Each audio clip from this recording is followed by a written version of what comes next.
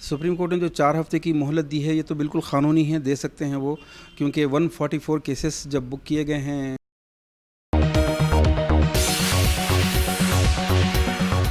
आदाब नाज़रीन, INT today news में आपका खैर मकदम है। पेश है ये ख़ास खबर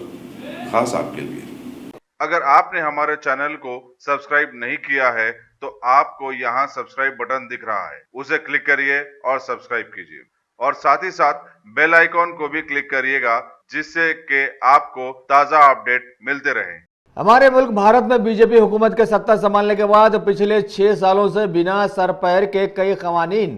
पास करवा लेने वाले माहौल में जहां अवाम को हिंदू मुस्लिम में उलझा दिया गया, वहीं भारत की माशी हालत एकदम तबाह हो जाने के दौरान बीजेपी के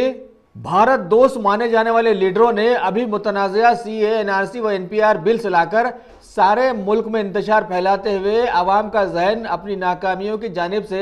हटा देने की नाकाम कोशिश करती है। ऐसे में इन मुतनाज़ा बिल्स के खिलाफ में सारे मुल्क में एहतजाज के शुरू होने के बाद जहां हुकूमत की पुलिस ने अपना पेट अपनी नौकरी के चक्कर में अवाम को मार काट कर आज़ादी की लड़ाई की यादें ताज़ा करवा दी थी, वहीं कुछ लोगों ने इन बिल्स के खिलाफ में हुकूमत के ही सुप्रीम कोर्ट में अपनी अर्जियां दाखिल की, जबकि हालिया बाबरी मस्जिद का फैसला सुप्रीम कोर्ट के मौक़िफ़ को वाज़े करने के लिए एक बेहतरीन मिसाल साबित हो गया था। लिहाजा वही हुआ जिसका डर था। बीजेपी हुकूमत के लीडरों की अलानिया चालबाजियों का साथ देते हुए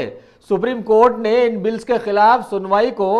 बिना स्टे दिए हुए उल्टा हुकूमत को 4 हफ्तों का वक्त दे दिया कि इनके ताल्लुक से वो अपना मौक़िफ़ मजीद वाज़े करे, जबकि मौक़िफ़ बिल्कुल साफ था। लिहाजा ऐसे माहौल में ये सारा तबसरा बीजेपी के साथ गैर महसूस तरीके से जुड़ी हुई मुल्क की बहुत बड़ी मुतनाज़ा तंजीम RSS, जिस पर साबिक़ा में कई बार इम्तना भी आयद हो गया था, इसकी तहकीक के बाद इस तंजीम की कारकर्दगी पर हालिया दिनों में एक किताब लिखने वाले मुसन्निफ और शहर हैदराबाद के मशहूर समाजी खिदमतगार डॉक्टर अलीम खान ने यह सारा तबसरा पेश किया है। बाबरी मस्जिद का फ़ैसला आने के बाद वैसे भी हमको बहुत ज़्यादा उम्मीद नहीं थी कि सुप्रीम कोर्ट से NRC के मामले में कोई इंकरेजिंग न्यूज़ आएगी, और वैसा ही हुआ। सुप्रीम कोर्ट ने जो 4 हफ्ते की मोहलत दी है ये तो बिल्कुल क़ानूनी है, दे सकते हैं वो, क्योंकि 144 केसेस जब बुक किए गए हैं इस बिल के ख़िलाफ़ तो सरकार को ये हक़ है कि वो तमाम 144 फाइल्स को मुताला करे। लेकिन